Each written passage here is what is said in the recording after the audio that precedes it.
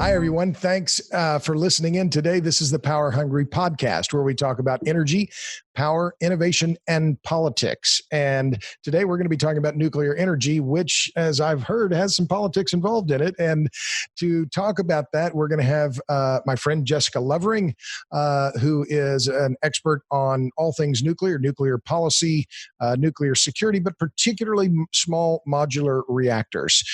Jessica, thanks for being with me today. Looking forward to having the conversation. You sent me your bio, which is long and impressive, and I know you're working on your PhD. I could extol your many attributes, but rather than having me do it, I like to have my guests introduce themselves. So let's pretend we've just arrived at a dinner party. We've just met. Tell me who you are. Well, thanks for having me, and nice to meet you. So I worked in nuclear policy for about 10 years now, but the new thing I just started that I'm really excited about is I just co-founded an organization called Good Energy Collective with another amazing woman, Susie Baker, University of Michigan. And what the new organization is going to be doing is building the progressive case for nuclear as part of the broader U.S. climate change agenda. And other than that, on the other hats I wear, I'm finishing up a PhD at Carnegie Mellon University in the Engineering and Public Policy department, and I focus on very small nuclear reactors, what we call microreactors.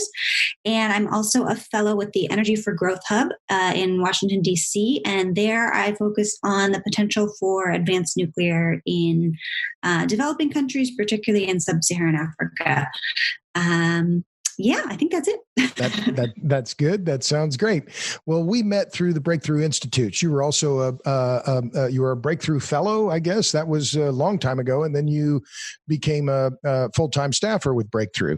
Yeah, I worked my way up, and eventually when I left, I was the director of the energy program there. And they're still doing amazing work on energy innovation and climate. And they've done a lot of work on nuclear, really pushing the case for advanced nuclear over the years. And I'm continuing a lot of that work in different capacities now. Right.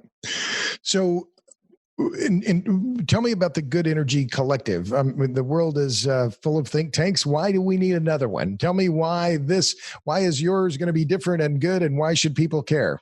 Yeah, that's a great question, because there are, especially in the last several years, a lot of good organizations working on nuclear, and particularly from a bipartisan perspective, which we love. But something that me and my co-founder realized kind of over the past year and a half is there's been a ton of excitement and momentum around big climate change legislation, big clean energy legislation, but they really weren't talking about nuclear and not including nuclear. And which is maybe not surprising, because a lot of them coming out of the left. But when we talked to people in these groups, they weren't opposed to nuclear. They just didn't have a lot of expertise. They didn't know kind of what the issues were, what the challenges were. So we wanted an organization that could really make the case for nuclear, starting from shared progressive values, and sort of be a bridge between, the energy think tanks that are working on bipartisan policy and some of these progressive groups that are really focused on climate policy, and also environmental justice, which is something that nuclear groups haven't really focused on. And it's something that's a big barrier for nuclear for a lot of people. Well, let me interrupt you on that, because you've mentioned a couple things that really piqued my interest there. So let's talk about that left-right divide, because like you, I've been following the energy business for a while, right? And one time, it's a long time ago now, a guy I knew at the Department of Energy said, Democrats are pro-government and anti-nuclear. Republicans are anti-government and pro-nuclear. We need politicians who are pro-government and pro-nuclear, right? Because you're going to have strong governmental support for any kind of nuclear regime, right? Any kind of new, even licensing new nuclear reactors. It's a long way to get to this question. Why is this left-right divide over nuclear so pronounced? It's a lot of it comes down to difference in fundamental worldviews that we can explore if you're interested. But something that gives me a little hope is we have seen a lot of bipartisan effort on nuclear in the US government in the last 5 years. So there is room to bridge. The people more on the conservative side are interested in energy independence, and they like having cheap, reliable electricity for industry, for commercial applications. So that's sort of why they like nuclear. And then on the left, of course, the lack of emissions, the lack of local air pollution, the fact that nuclear has a lot of good paying jobs appeals. And so finding things that appeal to both is possible. But why is there this divide? Why has clean air become partisan? It's a really challenging question. I think something that we've seen just in the last month or so is that you can find unity around some of these issues, but you have to start from what people value and not, you have to stop using energy and take cold showers to fight climate change. You need to find solutions that work for people and agree on, get people to agree on what the goal is, not what the methods are. And I think that's a lesson that we're learning as we go, but I'm seeing a lot of progress. So hopefully it won't be as partisan going forward. Well, so let's talk about the left too, and in that same, following on that same thing, because when you look at the biggest environmental groups, they're anti-nuclear. I mean, you look at the closure of Diablo Canyon, you look at the closure of Indian Point in New York. Those efforts were led by the Natural Resource Defense Council. You look at the Sierra Club, and you reaffirm their opposition to nuclear.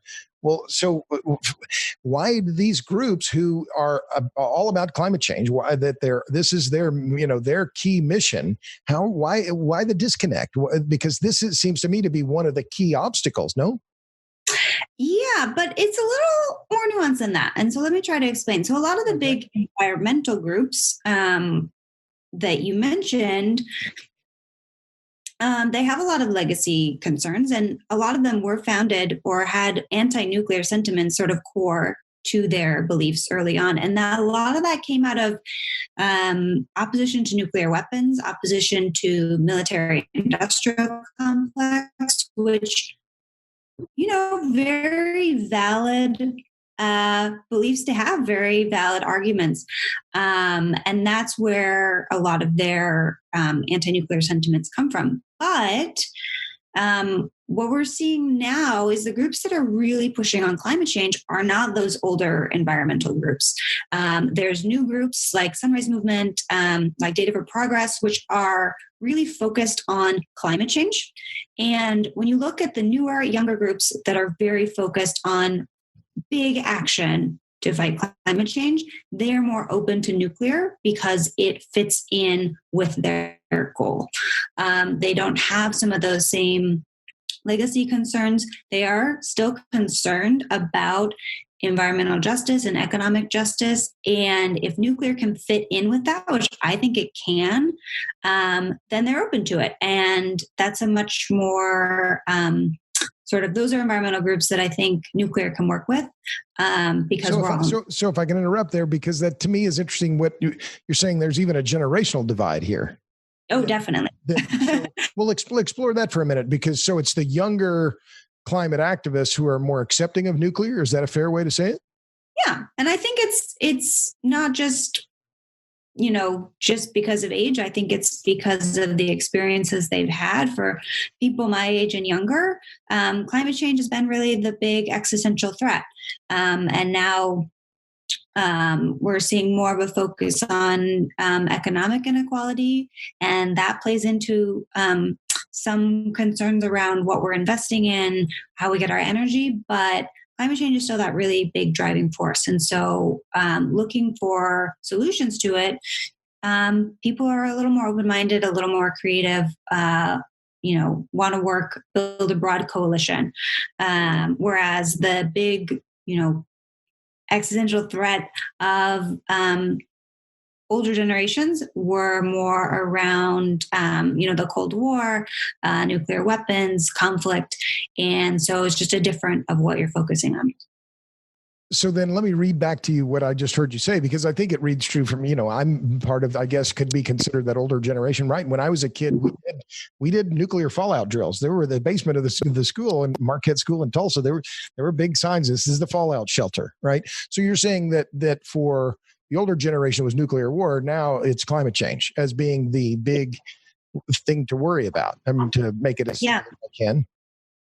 Well, so then what about the Biden plan? What do you think? Did you look at that? Because he says some things that are positive about nuclear there, but he also says he wants tens of thousands of new wind turbines. So what do you make of that? What's your takeaway?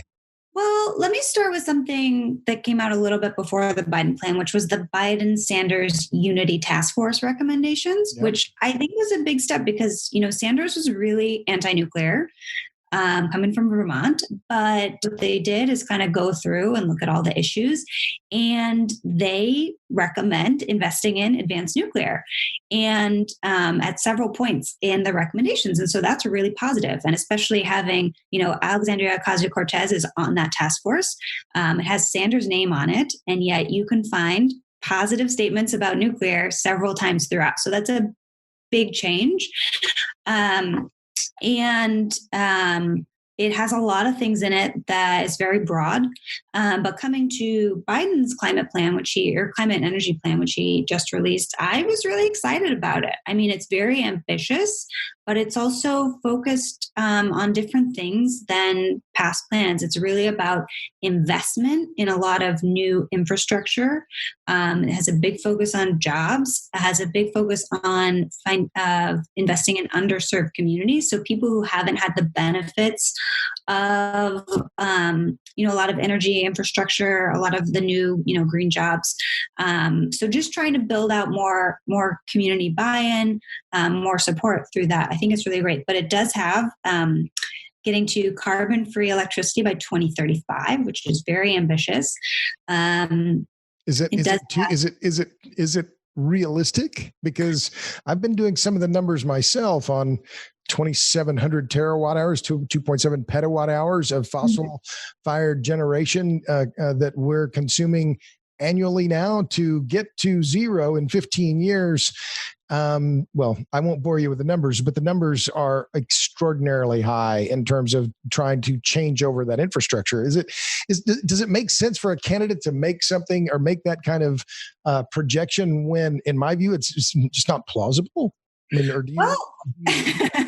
I mean, it's that way. It's very ambitious, and I think it's very aspirational. And I think to get people really enthusiastic and excited, you need to have that big vision. There's nothing physically stopping the U.S. from doing that. They could build, enough nuclear power plants, enough battery storage if they just wanted to. I think building that political support for it is the challenge. And I think, I think it's good to have an ambitious plan out there. But actually figuring out how to make it happen is going to be a lot of work. And I think that's something, our new organization wants to focus on, but there's a lot of think tanks that are going to be working on this, a lot of academics working on how do you actually make it happen? How do you make it easier to build new infrastructure like transmission lines? How do you facilitate the closure of coal plants in a lot of communities in a way that's equitable and, doesn't just leave these communities hanging out to dry? That's a big challenge. And so figuring out how to do that and how to do it really fast is going to take a lot of work. But I think, something here, it's not just a climate plan, $2 trillion out of nowhere. It's really because there's an opportunity in this present crisis in that we're going into this big economic recession, maybe even a depression, a huge amount of unemployment. And there's a chance here that we need to invest a lot of money to get the economy moving. Why not do that while also working on climate change and air pollution, public health at the same time? But let me press you on one part of that, because that was the part that, to me, especially because I look at a lot at land use issues and this idea that we're going to speed up permitting. I mean, you live in California, you're in Santa Barbara. Just building the one Tehachapi line, which was 200 miles or so, it took 10 years. Yeah. So, I mean, is the land use or the land use challenges, the infrastructure challenges, because these are really big ones, is it overcomable? I don't know if that's actually a word. Can they be surmounted? Because in 15 years, even 20 years, 30 years, systems change very slowly. What about the land use part of this? Well, I mean, I think that's one reason that there's going to be a big need for nuclear. And in particular, something I was just talking to someone with yesterday about is that one of the really big assets that existing coal plants have is they have transmission lines going to them.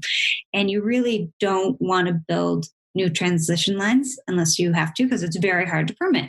And you also don't want to waste those transmission lines that are going to coal plants right now. So if you're shutting down coal plants, which is happening anyway because they're uneconomic, could you build something at that site that can take advantage of those transmission lines? So small modular reactors is a great fit in a lot of these places in terms of size, and they can take advantage of existing power lines. So that's a win-win. And then also these communities are losing a coal plant, but gaining a nuclear power plant, which has a lot more jobs, a lot better paying jobs. That seems like something you could get a lot more buy-in. And if you have community buy-in, a lot of these processes are easier. You don't have as much of this pushback. And sure. Well, so let me follow on that. So there are a lot of different nuclear technologies out there. Well, actually, let's take the international view and come back to the U.S. if you don't mind, because I was just looking at the article you had in Energy Policy in April. Your co-authors Ahmed Abdullah and Granger Morgan, and the title was talking about strategies to enhance global nuclear security. And you wrote that in the piece you outline a set of specific strategies the U.S. might adopt on its own or promote internationally to retain its influence in the nuclear sector. So it seems to me the domestic, I'm jumping from domestic to international, but invariably these are going to be connected, right? We need some kind of an overarching view from our top politicians on nuclear. So outline those strategies, because I want to hear your big ideas here. Yeah. So just that the whole idea in a nutshell, or sort of the context in a nutshell, is that the U.S. historically exported a lot of nuclear technology, both reactors and also fuel. And why it did that a lot was a lot of the motivation was to influence other countries. And in particular, the US often required a lot stricter security and non-proliferation standards in those countries. And it's also a great way to build partnerships, because when you build a power plant in another country, it's sort of 100 years of collaboration. We haven't really been exporting. The US hasn't really been exporting, and we're losing out. So the main country that's partnering with a lot of these nuclear newcomer countries is Russia. China would also like to become a big exporter, and South Korea. And there's concern that sort of the U.S. is missing out, not just economically, but sort of building these partnerships with new countries. So what we were looking at in the paper is what can you do about that? And there was a big push sort of 5 or 10 years ago in revamping the U.S. domestic industry with an eye towards international competition in the export market. So what we looked at is a lot of different strategies to get the U.S. back involved. And some of them included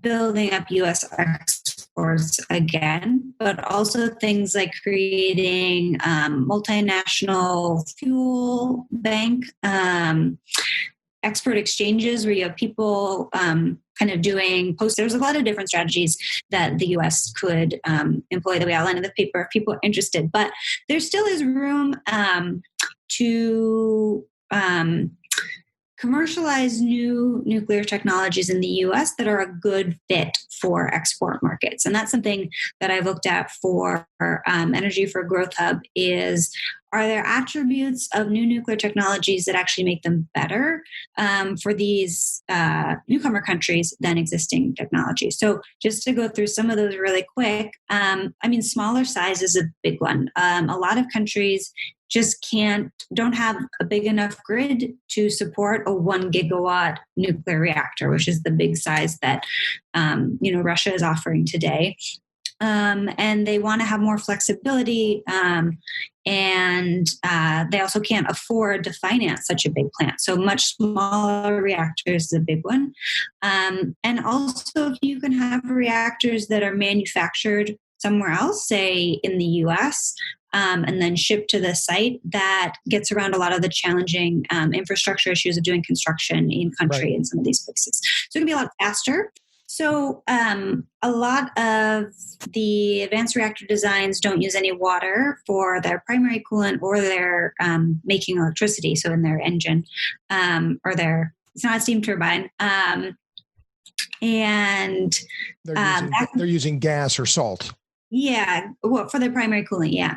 And so that can be really great for country or for regions that need a big power plant, but they're not on a big body of water, arid, drier countries.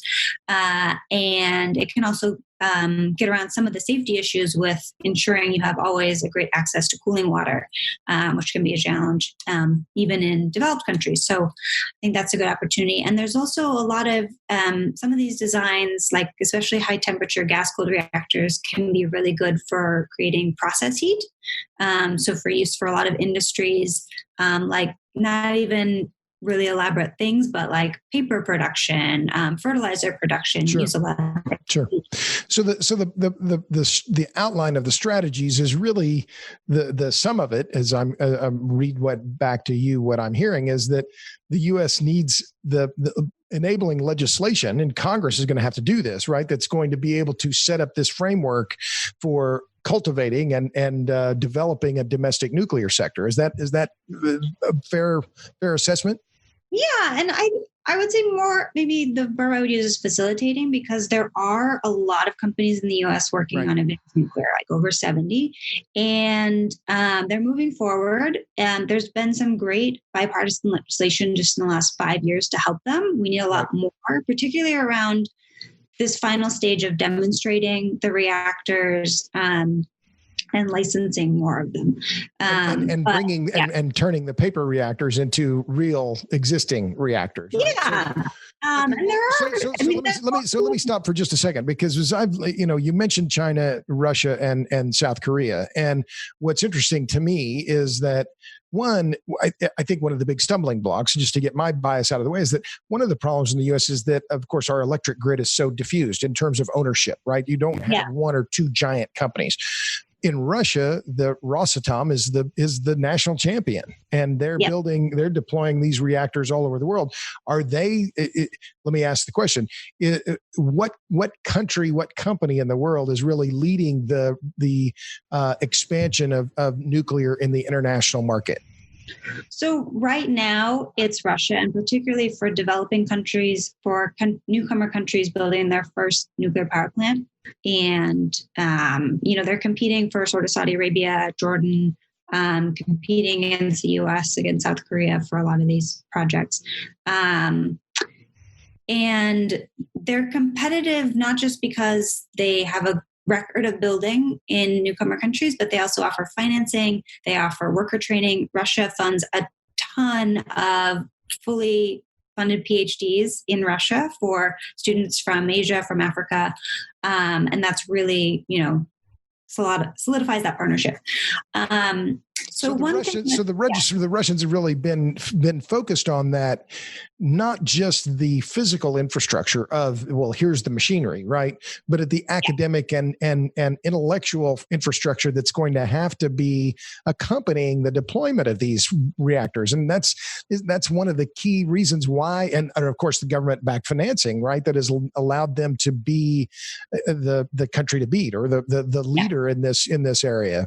And the U.S. used to do a lot more of that, and so did Canada and France. But as their domestic industry struggled, they also struggled in international markets. Now, here's something that I think is going to be different going forward, or that I see as a potential game changer, is that, as you mentioned, there are these big barriers for the U.S. exporting. We don't have a single state-sponsored industry, right. or one vendor. We don't have a lot of financing support, like a big export bank, to help finance these plants in other countries. But we still do have a good reputation internationally on a lot of fronts, and also the technology could be superior. So let me explain why that is. So I know a lot of people in the nuclear industry in the US complain about regulation and it's too strict, but it also has really helped the US reputation internationally as being, if you have a reactor that was licensed in the US, it is safe. It is the best. It's the gold standard. So if you can, if you're exporting a reactor that was licensed in the US, it's going to be much easier to get it approved in these countries because they know it's really safe.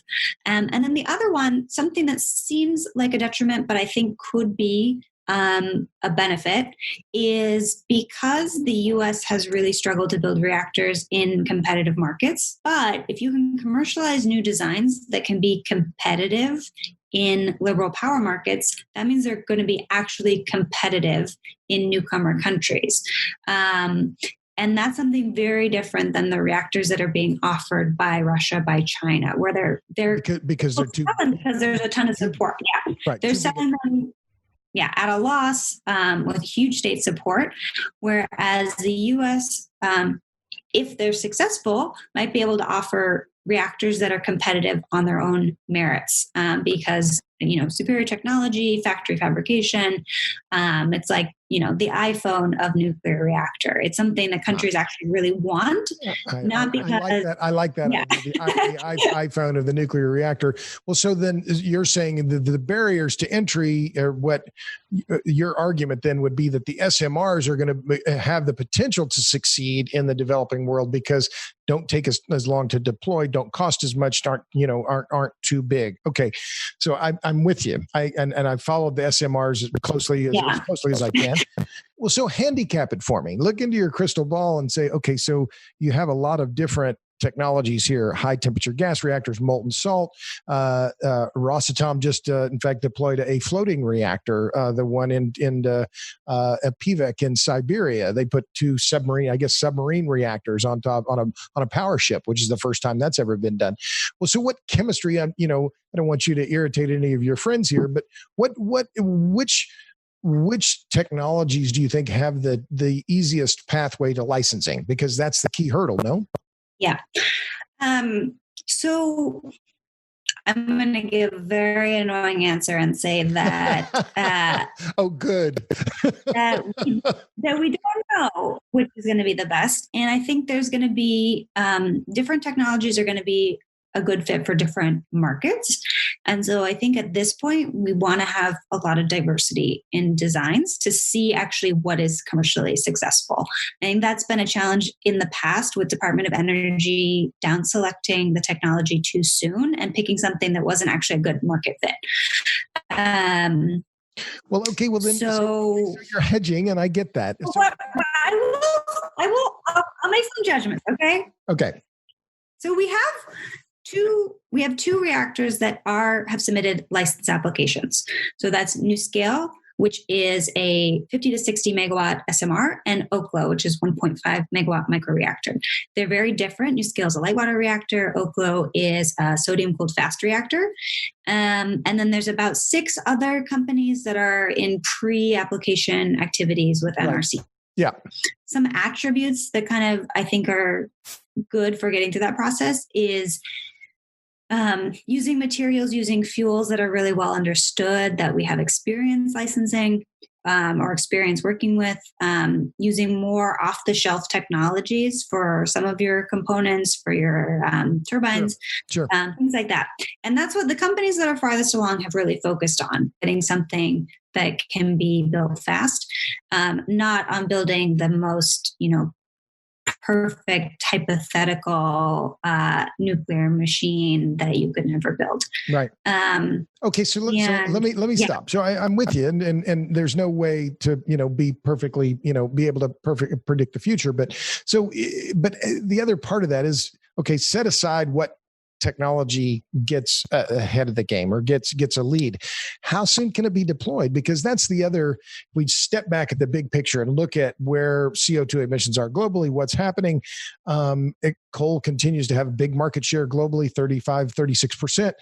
We need something deployed rapidly if we're going to do something about greenhouse gas emissions. So how soon, and give me your best case scenario on how soon one of these new technologies could be deployed at scale. By that, I mean several in the hundreds of megawatts or gigawatt scale. Are we talking a decade? How long will it take? So NuScale is hoping to start construction sort of the early 2020s, and their plant, they envision building in 6-packs or 12-packs. So 12-pack gets you up to like 760 megawatts. So it's a pretty big plant. And they have an agreement at Idaho National Labs for a site there, right? So they've got a lot of momentum behind them. NuScale does, and they're based in Oregon. People are waiting to see how successful that project is, and it's going to be. We want to make sure it goes well. But I think, in terms of getting something built, the smaller it is, the faster it's going to be to build the very first one. And so Oko 1.5 megawatts, fits in 2 shipping containers, the whole thing. Now, they submitted their license application. They're hoping to get it in sort of a few years and start construction on their very first plant, which will be generating electricity.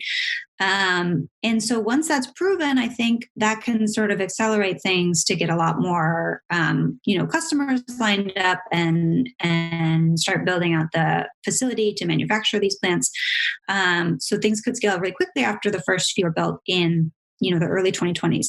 Now, something I hear a lot, because my thesis work focuses on microreactors, and what I hear from big climate energy people is, well, 1.5 megawatts is tiny. Like, that's not enough to make any difference in the global energy system. But that's crazy to me, because that's the same size as a wind turbine. And wind is now what percentage of the U.S. electricity? It's actually making a big impact, and it's not digits something. Yeah. But it's not nothing. It's more than, hydro in a lot of places. Sure. And so it's not the thinking about the single plant. It's that you need to get these economies of volume and start mass producing them on a scale. So once you get the first few built, that allows people to see, potential customers to see if this works for them, and then to start looking at it. And I think just getting the first few built, that's going to hammer out a lot of uncertainty around regulation, around how do you actually license a mass manufactured nuclear reactor, which is something we've never done before. How do you build them in communities and operate them? So if I can interrupt you again, so you're saying that even at 1.5 megawatts, that I mean, what is a small size, right? I mean, Cummins and Caterpillar, they make diesel engines that are that size. I mean, and they're very common all over the world for generators, standby generation we saw them in Beirut by the dozens, right? I mean, these are very common in terms of deployment around the world. So you're saying even that small size has an advantage on its own because it's so small. Yeah, it's so small that you can get the first few built right away to prove the case. And you can also innovate a lot more when you have a small design. I mean, one of the big challenges with the large reactors is you start building the second one while you're still building the first one, and you can't really learn and put that learning into effect to improve the design. So you should get sort of faster learning, faster improvements, hopefully faster reductions in cost when you have such a small design. Well, so let's talk about then where in Africa, that's one of your focal points of your work. So one of the things that you were in our film Juice that's out now, and you talked about the fact that we're going to need everything. But one of the things, all the different kinds of generation, we're going to need natural gas as well, which I'd like to come back to in a minute. but one of the key things that I wrote about in my new book, I talk about in electric grids, is the need for integrity. So Africa has problems with that, right? Broadly, and good governance is a requirement for reliable grids. So handicap Africa for me. Which countries are the ones that may be the ones that are most capable of adopting nuclear in this initial phase? So something that's important to know for context is that the International Atomic Energy Agency, which is kind of the global regulator, safety regulator for nuclear, has a process that countries work through if they want to start a commercial nuclear power program. Sort of a set of checks and reviews on, safety, governance, regulators, everything that you would need. And there are many countries in Africa working through this process. There's about 30 countries around the world that are working through it. But in Africa, you are seeing a lot of sort of motivation, interest from Nigeria, Ghana, Kenya. South Africa already has nuclear power, and they're looking to build more. And it's more a question of financing and partnerships with the right vendor for them. But I think Ghana has really surprised people in how fast they're moving in terms of figuring out their infrastructure needs. Everyone's talking with Russia about getting nuclear, but Russia's offering really large plants because that's what they want to build. They're sort of 1 gigawatt reactors. And so I think if there was new offerings like micro reactors or SMRs, that's a lot more feasible in these countries. The financial burden is much lower. And particularly for micro reactors, something I think could be sort of the niche market that opens up nuclear in some of these countries is having an industrial customer that actually owns and operates the plants. Nigeria has a lot of oil and gas extraction, big companies that operate that. Maybe they want to get rid of diesel generators, get something more reliable to operate one of their facilities. And they could actually maybe have the money to finance a project like that, or a mine in a lot of places. Right. Well, let me interrupt you there, because that's one of the questions I had, because in talking with Todd Moss here at the Energy for Growth Hub, I think that's one of his focal points, is that electrification efforts often aren't successful if they just look at residential electrification, that in fact it's better and maybe faster to have a big industrial customer plop down, say they're going to build cars or umbrellas or something, and they need a big power plant to run the factory, that if you get that in place, that can ignite the further electrification. Does that ring true to you? I mean, you just mentioned that. Yeah, definitely. And why is that so important? It's important because they actually have the financial incentive to invest in reliable electricity. So something that's the corporate partner here, not just the government, right? But the corporate partner but the government's going to be involved. Yeah, definitely involved in the regulation, in probably some of the financing, but having a customer that really has a need and is willing to pay for that is a big one. And so something to keep in mind is in a lot of these countries, industry has to have a huge set of their own diesel generators on hand for when the power cuts out. Or maybe they just generate their own power all the time because it's more reliable, but it's really expensive to do that way. And so in a lot of cases, nuclear might even be a cheaper option for them and definitely more reliable. And so it might just be a good business case. And if there's something that's cheaper and also much cleaner, I want to work to make that happen. Sure. So then is the competition on a fuel basis then? Because that's one of the things we've seen here in the U.S., natural gas displacing coal, right? And wind and solar kind of duking it out with gas. And now the question is, what about storage, and who's going to be the winner and loser there? We've seen gas displacing coal in the international market. So for Africa, what fuels would nuclear be displacing? Would it be diesel gensets? So it's definitely different in different countries and across sub-Saharan Africa. But I think it's also different from developed countries in that it's probably not going to be displacement. It's probably going to be addition because they have such a deficit in electricity in a lot of places. So you may have industry shifting from diesel generators to nuclear, but that diesel is going to go somewhere else. A lot of areas in Africa have a lot of natural gas, but most of it goes toward export. It's not fully taken advantage of domestically, using it locally for electricity. And so, yeah, there's going to be more of everything in the short to medium term for sure. Well, so let's talk about that more of everything, because I've been looking at electricity for a while and looking at the growth rates and globally, this is where the electricity sector generates more greenhouse gas emissions than any other sector. It's the electricity production is the fastest growing form of energy demand globally. But the coal market, it seems to me, if we step back, not just looking at Africa, we look around the world, where is the big showdown? And it seems to me in terms, it's coal.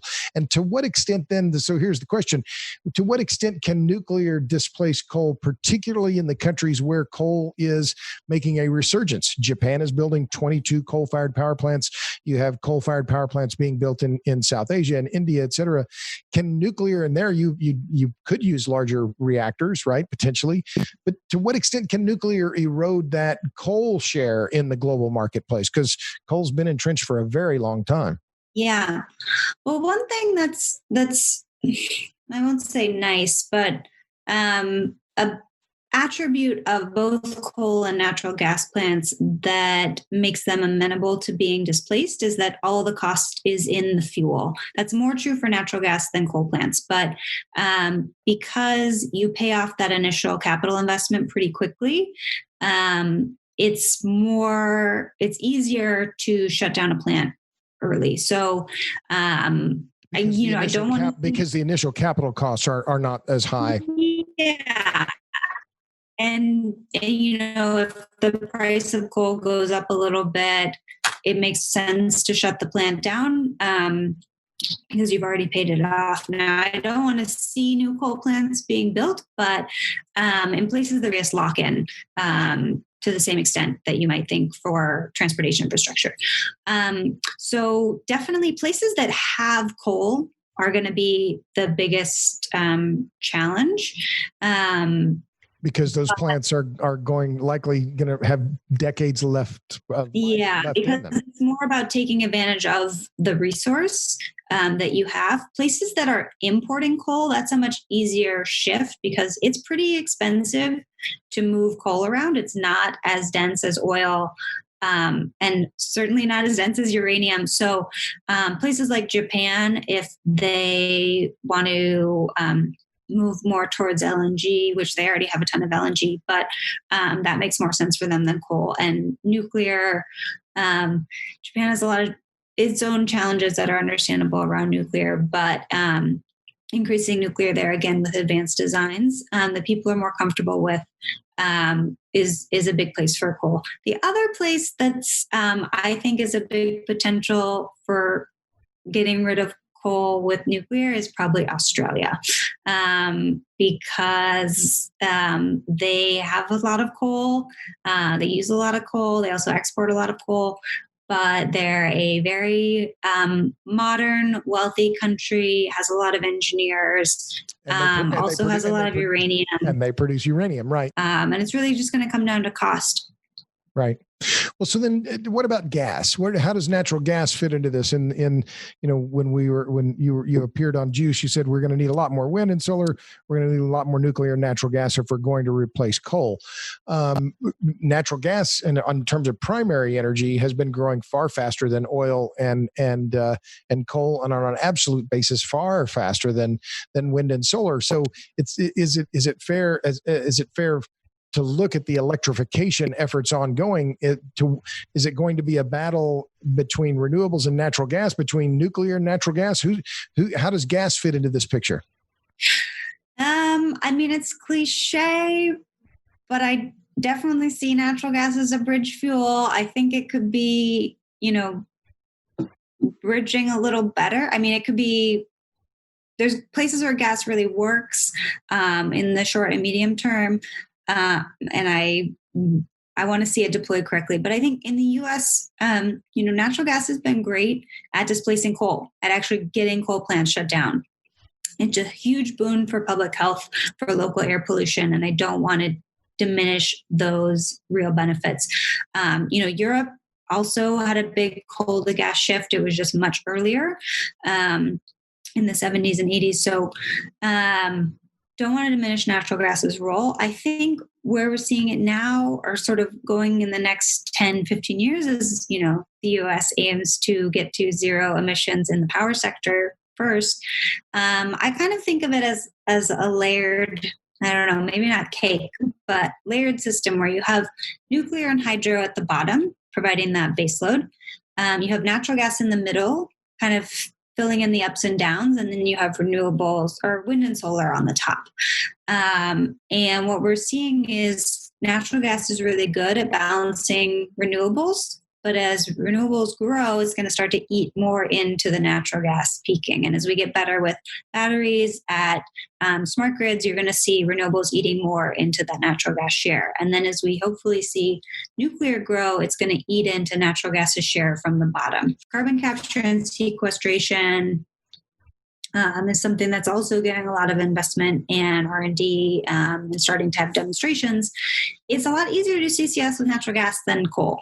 It's a lot cheaper to do. So I think there's an opportunity there if we end up stuck with natural gas, or we really need it for certain applications, whether it's industry, whether it's this balancing, having it have CCS, I think will keep natural gas in the system, but get rid of the negative, get rid of the emissions. Okay. So we've talked about the U.S., we've talked about Africa, we talked about South Asia.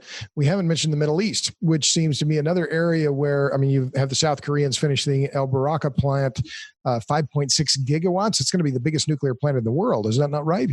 Or is it correct? I don't think so. Oh, okay. But 5.6 gigawatts, a very large plant in any case. Yeah. And the first reactor is coming online this year. Is that right? Supposed to come online last year. It's a little delayed, but yeah. Right, been delayed. But there you have a case of really natural gas and oil versus nuclear, right? Because the Saudis are interested in nuclear because they don't want to, and they're ready to sign a deal, or have already signed a preliminary agreement to import U.S. LNG to produce power for Saudi Arabia, which to me is, it kind of makes my head hurt. We're sending natural gas to Saudi Arabia, but nevertheless, how big of a market is the Middle East for new nuclear technology? Yeah, it's pretty big. And there's also a lot of movement and interest. The UAE moved very fast in starting their commercial power plant. It helps their very wealthy country, but there's other very wealthy countries in the region that have an interest in not using oil for electricity, which is what a lot of them depend on, not for the bulk of their electricity, but oil is very dirty to produce. But they'd rather sell it. They'd rather export it. They make more money selling that than they're going to import cheap gas from the U.S. and sell expensive oil to customers elsewhere, right? Yeah. Too expensive.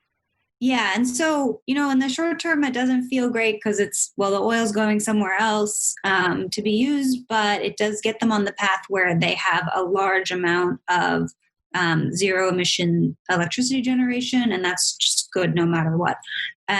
So, these plants run for 60 to 80 years now. So getting them built is a big win for the climate. So Saudi Arabia is probably going to be the next one that starts nuclear power plant.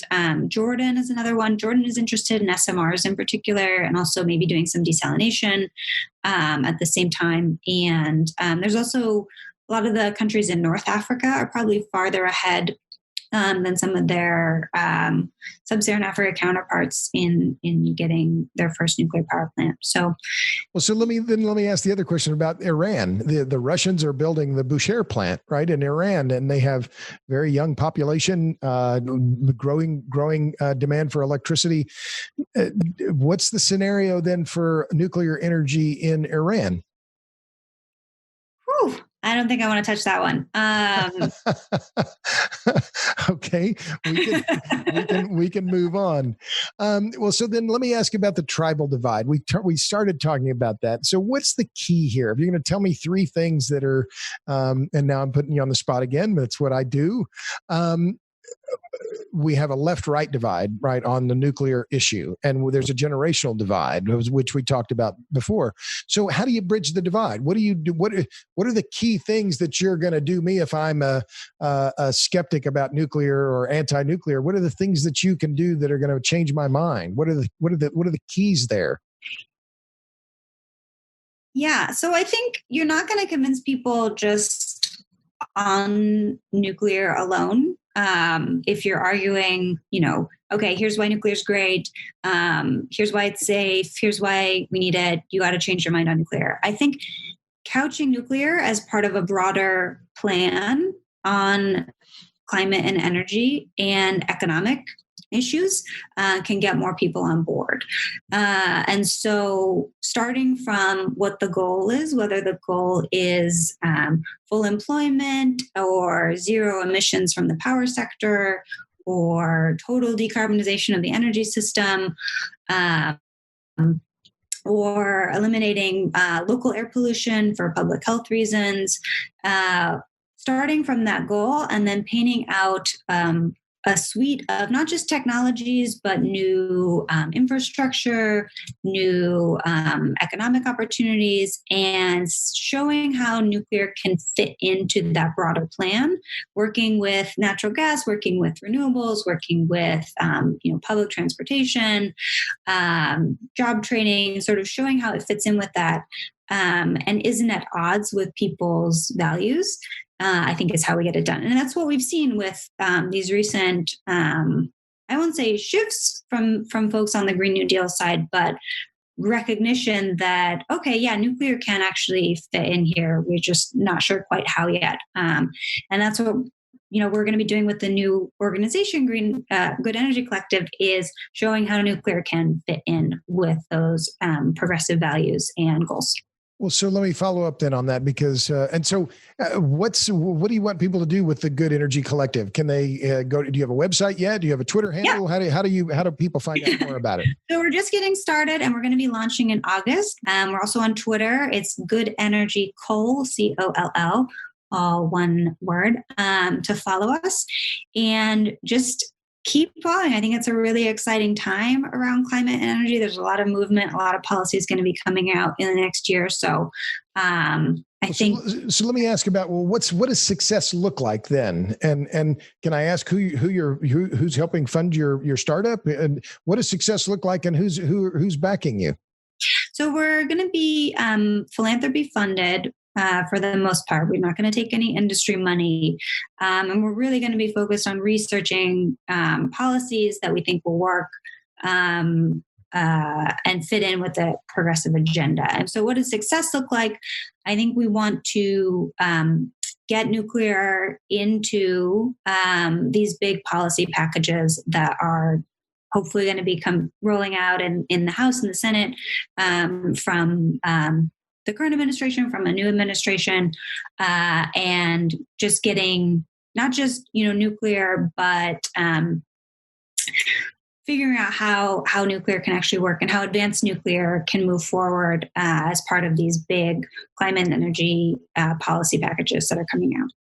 So inevitably, what I'm hearing you say, but didn't say, is that you're going to need some big help from Congress. You're going to have to create some allies on Capitol Hill, and that's a tough proposition, right? But so then, you're looking at creating? You calling yourself a collective? You're going to need some big allies. So who are the people you need on your side to make this happen? You're going to need a lot of Democrats, right? So we want to. There are a lot of great progressive organizations and organizations that have gotten started, and they're doing a lot of this work of developing policies and getting them into representative hands to kind of push through what will hopefully be bipartisan climate legislation. And what we're doing is providing some of the expertise on the nuclear side. What are the big challenges for nuclear? What sorts of policies does nuclear actually need? Is it tax credits? Is it demonstration support? Is it financing? And getting that into these policy proposals.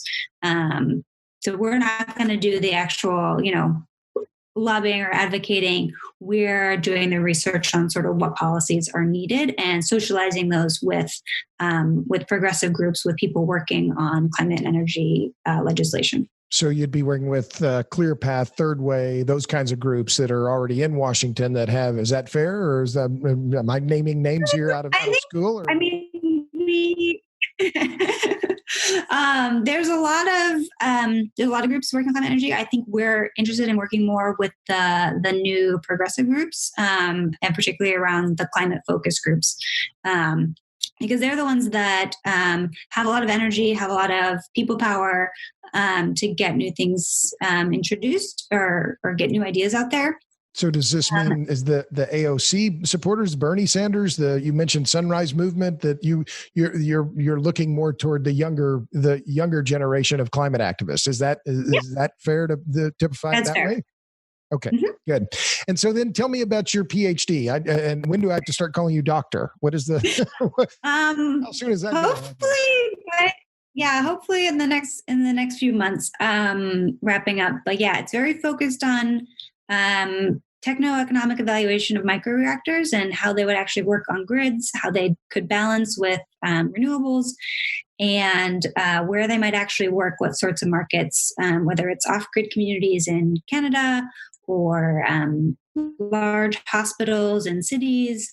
Where does it actually make sense? I think we've been on for about an hour here, Jessica, and it's been great to get your views on what's happening with in the market. And I think that this is clearly one of the areas that I think is among the most exciting, right? We've seen the nuclear power has been with us for decades. Well, I guess the first nuclear reactor was Shippingport, Pennsylvania. That was in the 50s in the US, right? So now we're going on 70 years, but it's all been a very large reactor. So now we have the potential for smaller reactors that could be deployed, and as you say, in remote villages right now that are relying on diesel fuel for the most part, right? That would be an option for industrial locations, and particularly for remote operations. Those would seem to be some of the first candidates for those micro reactors in North America. Is that right?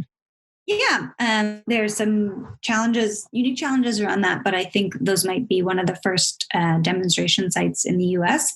The other one that I'm looking at that I mentioned is microgrids on existing grids. So having an islanded grid system within a larger grid, say for emergency services within a big city, like your hospitals, your police, your fire department could be on their own grid system. And maybe if has its own microreactor that you run all the time, but if something goes wrong with the grid, you can cut yourself off, you can keep your power going for emergency services. University of Texas in Austin has 30 megawatts, I think, of generation capacity. It's a very big campus. So that would be another possibility, no? Yeah, definitely. And particularly as colleges are looking at how do we reduce our emissions, and then also how do we provide reliable electricity for all of our laboratories and research and students, those could go together. And a lot of universities already have their own microgrid system. They have their own generators in a lot of cases. So that could be also an early niche market. Well, so as we're talking about this, I realize there is one last thing I want to talk about that, because as I'm thinking about this, okay, so I live in Austin. I'm not too far from the University of Texas. What about the security for micro reactors? There's an advantage in cost, there's an advantage in deployment times, manufacturing, et cetera. But what about, are the security costs significantly less, or are you still going to need people with guns standing around guarding these facilities? So, the regulator is going to decide what's needed for it to be secure. I think if you have a requirement that you have a bunch of security guards around it 24/7, that'll really hurt the economics. But there are some aspects of these microreactor concepts that we're seeing that might make them so they don't need that level of security. So a lot of them are sealed cores. So they come fueled. You plug them in, they run for 10, 20 years, and then you send them back with the fuel. So there's no fuel handling on site, and it's really hard to get in to where the fuel is. And so that aspect could make it so you need a lot less physical security. And then also just having modern in situ monitoring and inspection capabilities. So you sort of can see and sense what's happening at all times, might lessen some of the need for active, operator watching it all the time. A big goal of some of these designs is to have autonomous operations, so they won't have any people on site operating it, which is really good for economics, but you really need to prove that safety and security case. And so that's something that, going to need to be proven, but if it is, that could make them a big game changer. Sure. Okay. Well, that was one that just popped in my head when you were talking about this, because when we went to Indian Point in 2018, I mean, with the levels of, so I think we went through 3 different levels of security, and there were people with guns, and they were all around, and the security costs were one of their, a major cost for their entire operations. But look, Jessica, I'm sure we could talk for a lot longer than we have. This is a very complex and fascinating topic, and I'm very pleased to get your views on SMR. So thanks to you, my guest, Jessica Lovering. You can sign up to follow the Good Energy Collective on Twitter at Good Energy COLL. That's at Good Energy Coal. And you also are on the web. I saw you have jessicalovering.com. Is that right? Your website? Yes, that's true. Yep, jessicalovering.com. You can follow me on Twitter at j_lovering. And check out goodenergycollective.org. Thanks for having me. Good. Well, again, so thanks, Jessica. Thanks to all of you for listening. This is the Power Hungry Podcast. If you like it, if you love it, go to ratethispodcast.com/Power Hungry. I know you want to. ratethispodcast.com/Power Hungry. I'm Robert Bryce. You can find me on the interweb. I'm easy to find. I'm on Twitter at Power Hungry. You can follow our film, Juice, How Electricity Explains the World, which Jessica Lovering is in, on Twitter at Juice for All. So thanks again for listening. This has been another episode of the Power Hungry Podcast. I hope you'll tune in again next time. Thanks again.